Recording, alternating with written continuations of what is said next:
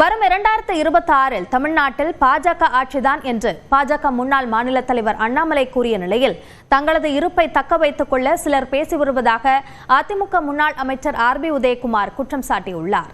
இந்த நிலையில் கூட்டணி கட்சிகளின் ஆட்சிதான் என்று பாஜக மாநில தலைவர் நயினார் நாகேந்திரன் விளக்கமளித்துள்ளார்.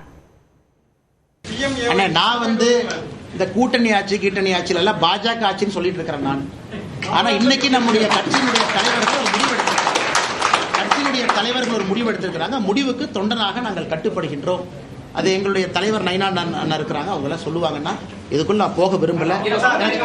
எனக்கு தனிப்பட்ட கருத்துக்கள் இருந்தாலும் என்னுடைய இதயத்துக்குள்ள இருக்கட்டும், வேற வரும்போது பேசுகிறேன். தேசிய கட்சி மத்திய தலைமை தெளிவாக அறிவித்திருக்கிறது. என்ன அறிவித்திருக்கிறது? டெல்லிக்கு தலைமை மாண்புமிகு மோடிஜி அவர்கள், தமிழ்நாட்டுக்கு தலைமை மாண்புமிகு எடப்பாடி பழனிசாமி அவர்கள் தலைமையில மகத்தான மாபெரும் வெற்றி கூட்டணி.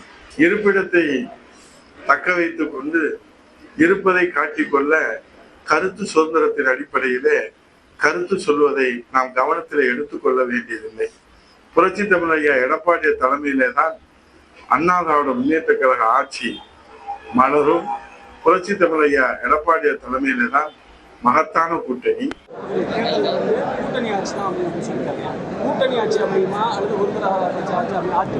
எங்களது கூட்டணி கட்சிகளுடைய ஆட்சி, தமிழ்நாடு முதலமைச்சர் திரு எடப்பாடி பழனிசாமி அவர்கள்